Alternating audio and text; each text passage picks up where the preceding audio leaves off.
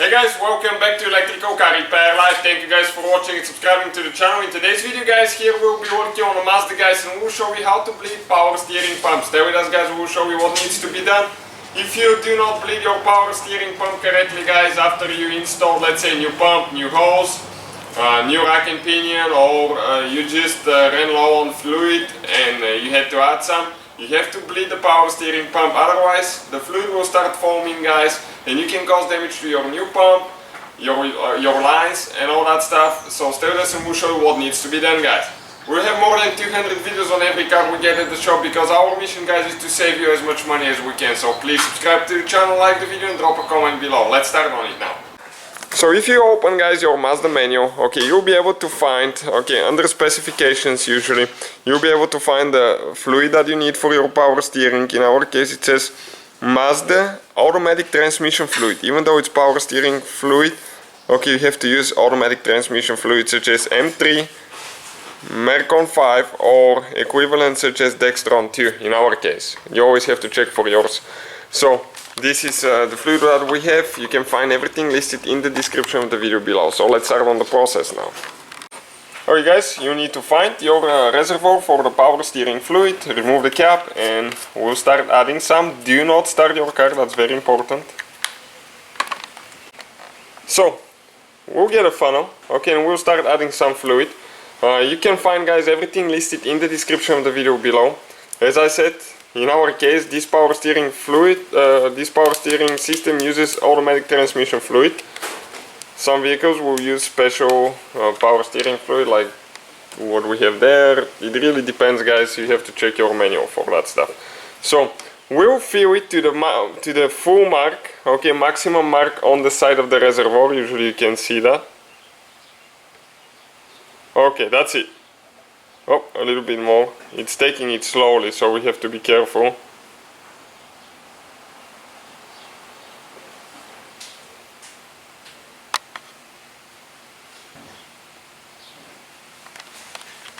Okay, just keep adding.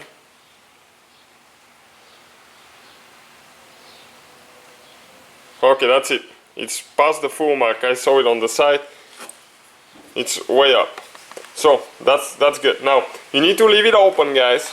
Okay, we're going to just remove the funnel to show you the action. Do not start your car now.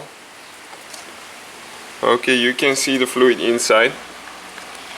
Next we'll go inside the vehicle, but do not start it. And before we proceed guys, I forgot to mention the front end of the vehicle, okay, needs to be all the way up in the air. You can see we have the jack stands there. Okay, the front tires are all the way up. That way we will not have any resistance. Okay, you don't have to remove your wheels. You can just jack it up all the way up on both sides. But we removed it so we can show you a little bit better that it's all the way up. Next guys, we start on the inside and we start turning the steering wheel all the way from left to right.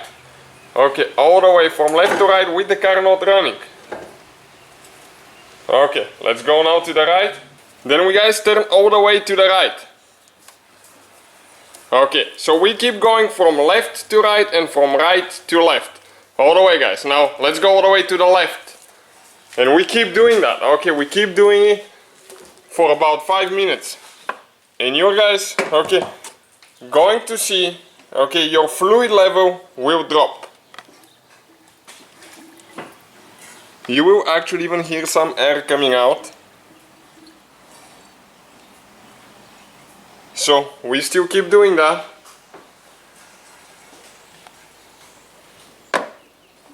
Okay, now our fluid level dropped below the maximum mark already.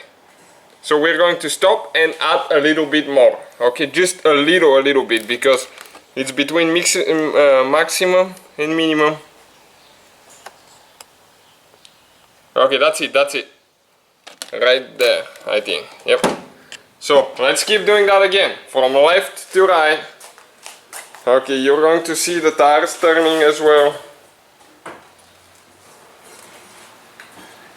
And we just keep doing that guys for about 5 to 10 minutes usually. Usually 5 minutes it's done, I say 10 just to be safe. And how you know it's done? So you keep doing that, guys, until you don't hear or see any air coming out and fluid dropping. Listen now.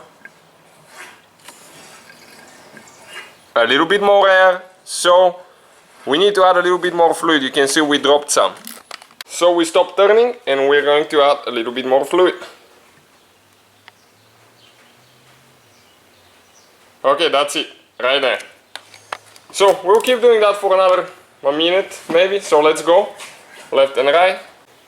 So you can see, guys, we don't have any more air coming out, we're not dropping fluid level anymore, we're staying at the constant level, which means that most likely we don't have any air. We're going to put the cap on and we'll go ahead and start the car and show you what to do next.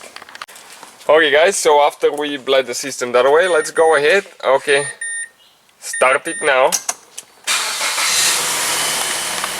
Okay, and you can see, guys, there is like absolutely no noise, guys. Okay, check it out now. I'm going to go left to right, lock it all the way a couple times, no noise. Now what I would recommend, to turn it off after you did that and check your fluid again, okay, before you drive the vehicle. You might make sure that it didn't take more, because sometimes it will. If you have a noise coming out of the power steering pump, turn the engine off immediately. Keep doing that, guys, okay, to make sure that everything's fine. I mean, keep bleeding the system, jack it up, put it in the air, and just without starting the engine, turn left and right and make sure that takes care of the problem. So thank you for watching, guys. Please subscribe to the channel for more videos and see you guys next time.